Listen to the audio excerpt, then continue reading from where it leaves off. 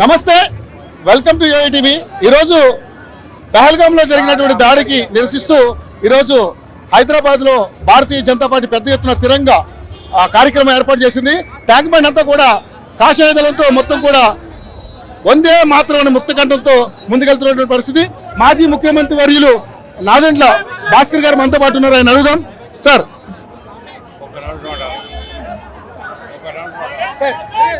Programme ఏ విధంగా చూస్తారు sir? మన ప్రధానమంత్రి గారి ఆధ్వర్యంలో నాయకత్వంలో దేశం చక్కగా ముందుకు పోతున్నది. పాకిస్తాన్ వాళ్ళు తెలివి తక్కువగా మన వాళ్ళని మట్టుబెట్టారు. దానికి వ్యతిరేకంగా మన సైన్యం తీసుకున్న చర్య చాలా అభినందనీయం. మన సైన్యాన్ని సెల్యూట్ కొట్టాలని మేమంతా వచ్చాం. నిజంగానే మరి పహల్గామ్లో జరిగిన దాడిని మన భారతదేశం ఎంతో చాకచక్యంగా తిప్పికొట్టింది. కానీ ఇంకా వాళ్ళకు ఉన్నటువంటి మదం దిగలేదు అని మాట్లాడుతున్నారు చాలా మంది. ఈ రోజున ఒప్పుకున్నాడు, వాళ్ళ వేరే రోజు మొగలు కొట్టామని ఈ రోజున ఒప్పుకున్నాడు ఆ ప్రైమ్ మినిస్టర్. మన సైన్యం చాలా బాగా యాక్ట్ చేసి వాళ్ళకి సెల్యూట్ కొట్టడానికి వచ్చాం మేము. టర్కీ ఒకవైపు చైనా, ఈ రెండు కూడా సపోర్ట్ చేస్తారు. టర్కీ ఇప్పుడు కాదు, ఎప్పటి నుంచో మధ్యలో ప్రణబ్ ముఖర్జీ గారు ప్రెసిడెంట్ గా ఉన్నప్పుడే వాడు వచ్చి వాళ్ళ తరపున మాట్లాడటానికి వచ్చాడు. ఎల్లగొట్టేశారు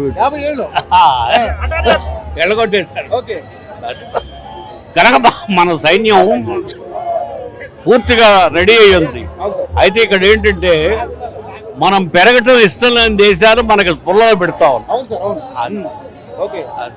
పెద్ద పెద్ద వాళ్ళే పేరు చెప్పవసరంలా.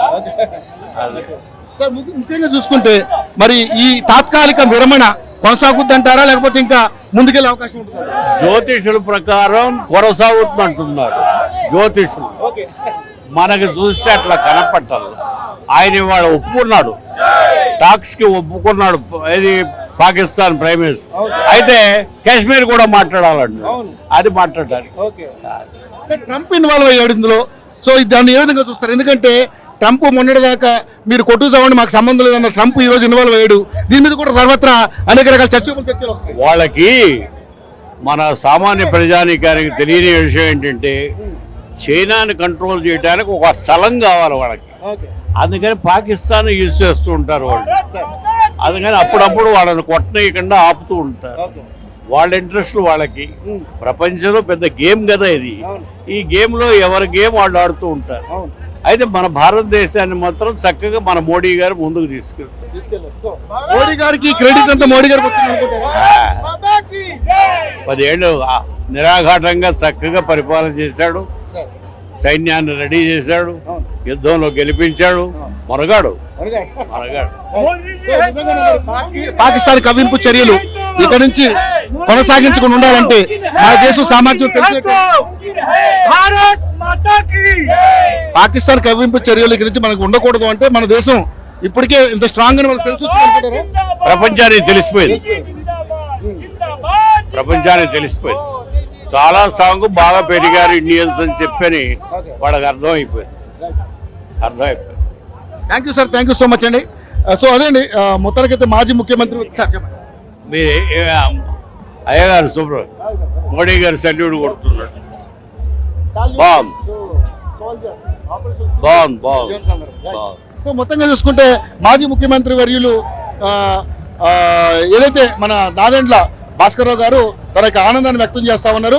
మోడీ తీసుకునే ప్రతి అంశం కూడా చాలా ప్రతిష్టాత్మకంగా, నిర్ణయాత్మకంగా ఉంటుంది.